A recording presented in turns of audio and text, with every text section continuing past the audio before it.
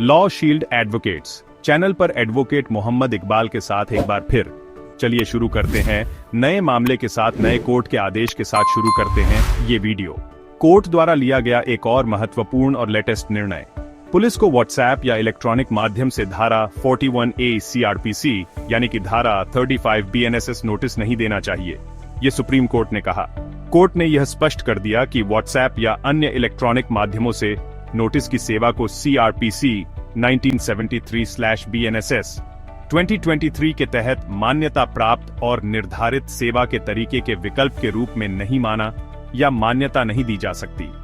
Court ने यह भी निर्देश दिया कि CRPC की धारा 160/BNSS 2023 की धारा 179 और CRPC की धारा 175/BNSS की धारा 195 के तहत आरोपी व्यक्तियों को नोटिस या अन्यथा केवल CRPC/BNSS के तहत निर्धारित सेवा के तरीके के माध्यम से जारी किया जा सकता है। जस्टिस MM सुंदरेश और जस्टिस राजेश बिंदल की खंडपीठ ने सतेंद्र कुमार अंतिल बनाम CBI मामले में ये निर्देश पारित किए, जिसमें इसने अनावश्यक गिरफ्तारी को रोकने और योग्य विचाराधीन कैदियों को जमानत देने में आसानी के लिए निर्देश जारी किए। न्यायालय समय समय पर इस मामले को राज्यों और हाई कोर्ट द्वारा निर्देशों के अनुपालन की निगरानी के लिए पोस्ट करता रहा है। मामले में amicus curiae senior advocate Siddharth Luthra ने पुलिस द्वारा व्हाट्सएप के माध्यम से CRPC की धारा 41 के तहत नोटिस देने के मुद्दे को उठाया। उन्होंने DGP हरियाणा के कार्यालय द्वारा जारी दिनांक 26 जनवरी 2024 के स्थायी आदेश का हवाला दिया, जो पुलिस अधिकारियों को CRPC 1973 की धारा 41A यानी कि BNSS 2023 की धारा 35 के तहत व्यक्तिगत रूप से या व्हाट्सएप, ईमेल, SMS या किसी अन्य इलेक्ट्रॉनिक मोड के माध्यम से नोटिस देने की अनुमति देता है। उन्होंने बताया कि सतेंद्र कुमार अंतिल के 2022 के फैसले में सुप्रीम कोर्ट ने राकेश कुमार बनाम विजयंत आर्य DCP और अन्य में दिल्ली हाईकोर्ट का फैसला बरकरार रखा था, जिसमें कहा गया कि व्हाट्सएप या अन्य इलेक्ट्रॉनिक तरीकों से दिया गया नोटिस CRPC 1973 की धारा 41A BNSS की धारा 35 के तहत सेवा के तरीके के रूप में नहीं माना जाता, क्योंकि यह CRPC 1973 के अध्याय 6 के अनुसार नहीं है। उन्होंने प्रस्तुत किया कि पुलिस तंत्र को सेवा के सामान्य तरीके का पालन करने के बजाय व्हाट्सएप या अन्य इलेक्ट्रॉनिक तरीकों से नोटिस देकर CRPC 1973 की धारा 41A BNSS 2023 की धारा 35 के अधिदेश को दरकिनार नहीं करना चाहिए। उन्होंने यह भी बताया कि हालांकि नया आपराधिक कोड BNSS ट्रायल जांच करने के लिए इलेक्ट्रॉनिक साधनों के उपयोग की अनुमति देता है, लेकिन यह धारा 35 BNSS के तहत नोटिस की सेवा की अनुमति नहीं देता है। इस पृष्ठभूमि में न्यायालय ने निम्नलिखित निर्देश जारी किए।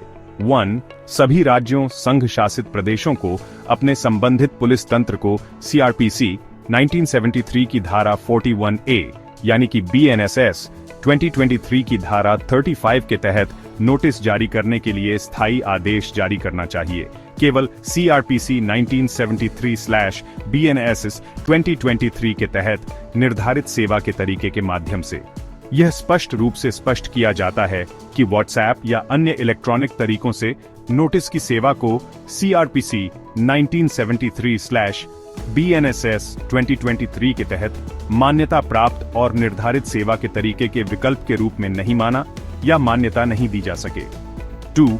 सभी राज्यों, संघ शासित प्रदेशों को CRPC 1973 की धारा 41A/BNS 2023 की धारा 35 से संबंधित अपने संबंधित पुलिस तंत्र को स्थायी आदेश जारी करते समय राकेश कुमार बनाम विजयंत आर्य DCP और अन्य 2021 SCC ऑनलाइन डेल 5629 और अमनदीप सिंह जौहर बनाम राज्य NCT Delhi 2018 SCC online Del 13448 दोनों को इस न्यायालय ने सतेंद्र कुमार अंतिल बनाम CBI और अन्य 2022 10 SCC 51 में बरकरार रखा था। 3.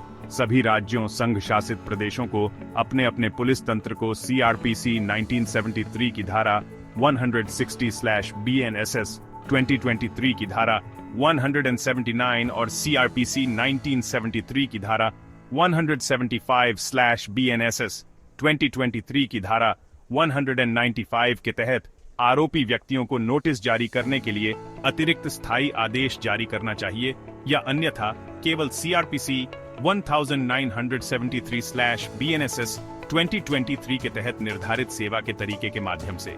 न्यायालय ने सभी हाईकोर्ट को मासिक आधार पर सुप्रीम कोर्ट के निर्णयों के कार्यान्वयन को सुनिश्चित करने के लिए अपनी अपनी समितियों की बैठकें आयोजित करने का भी निर्देश दिया, जिससे सभी स्तरों पर इस न्यायालय द्वारा जारी किए गए पिछले और भविष्य के निर्देशों का अनुपालन सुनिश्चित किया जा सके। यह भी सुनिश्चित किया जा सके कि संबंधित अधिकारियों द्वारा मासिक अनुपालन रिपोर्ट प्रस्तुत की जा रही है। संबंधित हाईकोर्ट के रजिस्ट्रार जनरलों और सभी राज्यों संघ शासित प्रदेशों के मुख्य सचिवों को निर्देश दिया गया कि वे 21 जनवरी से 3 सप्ताह की अवधि के भीतर निर्देशों का उचित अनुपालन सुनिश्चित करें और अनुपालन हलफनामे 21 जनवरी से 4 सप्ताह की अवधि के भीतर इस उद्देश्य के लिए समर्पित ईमेल पते complianceinantil@gmail.com पर भेजे जाएं। मामले पर अनुपालन के लिए अगली बार 18 मार्च 2025 को विचार किया जाएगा। कोर्ट के आदेश के बाद अब बात करते हैं सर्वोच्च न्यायालय का यह आदेश कितना महत्वपूर्ण है। सत्येंद्र कुमार अंतिल मामला न्याय के लिए एक मील का पत्थर।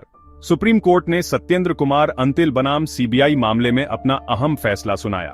इस मामले में अदालत ने CRPC की धारा 41A और BNSS की धारा 35 के तहत नोटिस देने के लिए इलेक्ट्रॉनिक तरीकों के उपयोग की वैधता की जांच की। इस मामले में प्रतिवादी को व्हाट्सएप पर नोटिस दिया गया था और उसने इस आधार पर नोटिस को चुनौती दी थी कि यह कानून द्वारा निर्धारित प्रक्रिया को नहीं मानता है। एमिकस क्यूरी के रूप में अदालत की सहायता करने वाले वरिष्ठ अधिवक्ता सिद्धार्थ लूथरा ने तर्क किया कि इलेक्ट्रॉनिक माध्यमों से नोटिस देने से छेड़छाड़ और हेरफेर की संभावना बढ़ जाती है। सुप्रीम कोर्ट ने इन तर्कों को स्वीकार किया और माना कि इलेक्ट्रॉनिक तरीकों से नोटिस देना CRPC और BNSS के प्रावधानों के साथ साथ उचित प्रक्रिया के सिद्धांतों के भी विपरीत है। यह निर्णय एक महत्वपूर्ण मिसाल कायम करता है और कानूनी नोटिस देने के तरीके के बारे में बहुत आवश्यक स्पष्टता प्रदान करता है। न्यायिक अखंडता की रक्षा निर्णय का महत्व। यह भारतीय न्यायिक प्रणाली की अखंडता और विश्वसनीयता को बरकरार रखने के लिए एक महत्वपूर्ण कदम है। यह निर्णय उचित प्रक्रिया के सिद्धांत को दोहराता है और कानूनी नोटिस देने के लिए स्पष्ट दिशा निर्देश स्थापित करता है। यह सुनिश्चित करके कि कानून के समक्ष सभी को समान व्यवहार किया जाता है और उनके अधिकारों की रक्षा की जाती है। अदालत ने न्यायिक प्रक्रिया में जनता के विश्वास को मजबूत किया है। यह फैसला कानूनी बिरादरी, जांच एजेंसियों और नागरिकों के लिए समान रूप से एक महत्वपूर्ण मिसाल कायम करता है।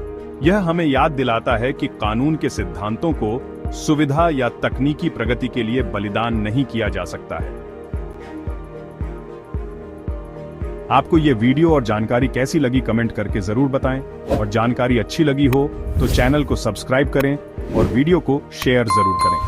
सुप्रीम कोर्ट और हाई कोर्ट के महत्वपूर्ण निर्णय और जजमेंट को पढ़ने और डाउनलोड करने के साथ साथ कानूनी जानकारी और असिस्टेंट प्राप्त करने के लिए आप हमसे जुड़ सकते हैं, जहां हम आपको दैनिक जीवन में काम आने वाली कानूनी जानकारी जैसे cyber law, banking law, RBI rules और गाइडलाइन, जनरल रूल्स, नियम कायदे, पुलिस स्टेशन, कानूनी प्रणाली और उनसे जुड़ी सभी बातें आपको बताते रहते हैं, जिससे आपको उनकी जानकारी होती रहेगी, जो कि आपको दैनिक जीवन में होने वाली समस्याओं से निपटने के लिए आपको कानूनी रूप से मजबूत और सशक्त बनाती है। How did you like this video and information? Please tell us by commenting. And if you liked the information, then subscribe to the channel and share the video. You can join us to read and download important decisions and judgments of Supreme Court and High Court, as well as to get legal information and assistance, which makes you legally strong and empowered to deal with the problems that you face in daily life. Advocate Muhammad Iqbal Law Shield advocates knowledge and assistance of the law.